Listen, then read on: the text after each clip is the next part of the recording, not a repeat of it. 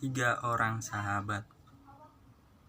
Di suatu sekolah menengah atas, terdapat tiga orang yang bersahabat sejak SD sampai saat ini. Mereka bernama Andi, Henry, dan Yudi. Pagi hari setelah mereka datang ke sekolah, berkumpul di kantin, mengobrol, dan bercanda sambil memakan cemilan. Dan ketika cewek-cewek berdatangan, saatnya Yudi beraksi dengan menggodanya. "Hai cewek, sini join, masih ada bangku tuh," kata Yudi sambil mengedipkan mata dan menaikkan alisnya. Begitupun dengan cewek yang lain, dia goda seperti itu. Andi dan Hendrik hanya tersenyum dan sesekali menegur Yudi jika berlebihan. Begitupun saat jam istirahat tiba, mereka bertiga kumpul lagi di kantin dan selalu makan mie instan buatan ibu kantin yang terkenal enaknya.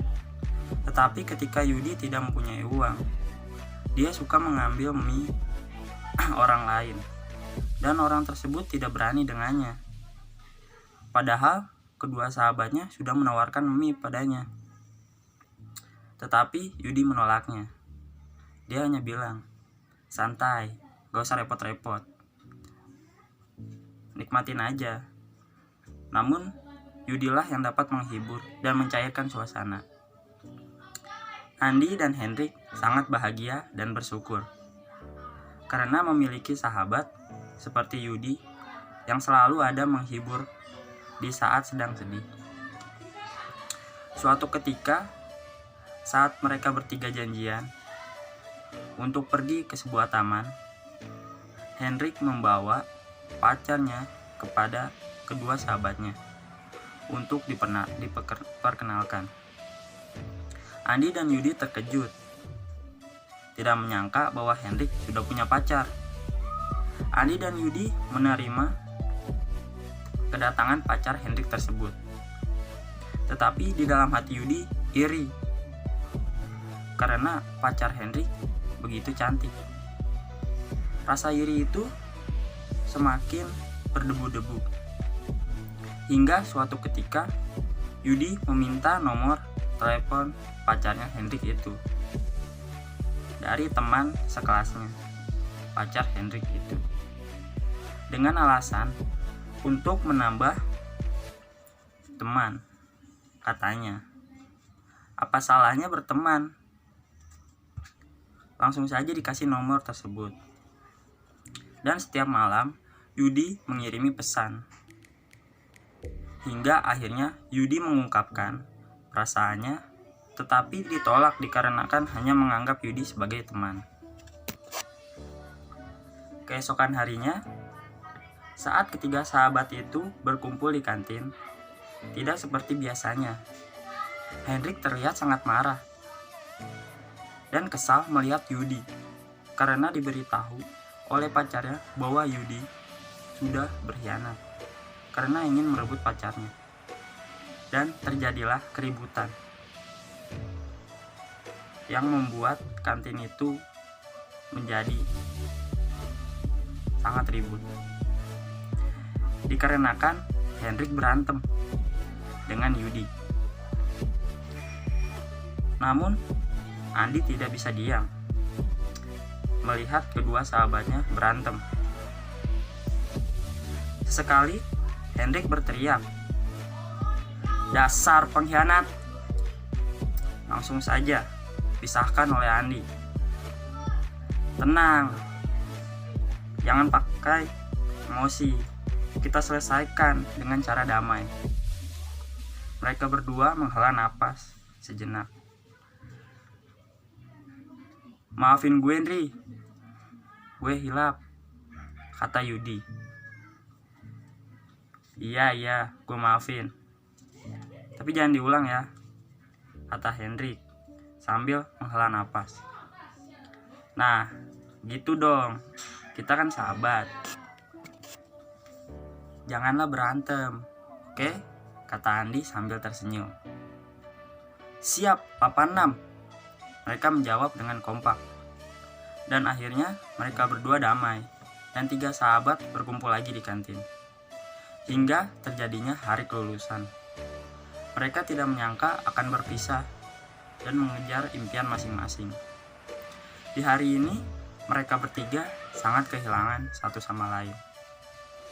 Mengingat masa-masa yang sudah mereka lalui bersama. Sebelum berpisah, mereka bertiga bercerita tentang peristiwa yang telah mereka alami untuk dikenang bersama. Andi dan Hendrik tidak menyangka bisa masuk Universitas Indonesia, yaitu universitas favorit yang ingin dimasuki oleh banyak orang. Mereka berdua sangat senang sekali karena bisa dipertemukan dan bersama kembali. Tetapi mereka merasa sedih karena kurangnya anggota mereka, yaitu Yudi. Yudi tidak dapat melanjutkan pendidikannya dikarenakan kurangnya ekonomi keluarganya. Dan oleh sebab itu, Yudi melakukan aksi tidak baik dan melanggar hukum. Dia sudah banyak melakukan aksi pencurian dan pencopetan untuk memenuhi kebutuhan ekonominya. Sesekali, Yudi ketahuan mencuri di toko emas dan langsung saja dikejar oleh warga. Tetapi Yudi berlari secepat kilat sampai lepas dari kejaran warga.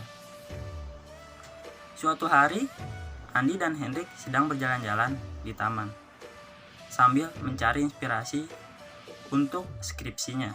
Tiba-tiba, mereka melihat ada orang yang dipukuli oleh sekerumunan orang yang sedang naik darah. Mereka mengira itu hanya copet biasa. Ternyata setelah didekatinya, pencopetnya itu Yudi, sahabat mereka.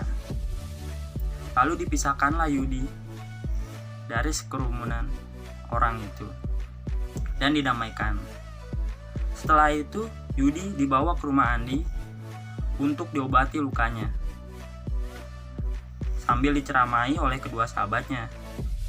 Dan Yudi curhat tentang ekonomi keluarganya.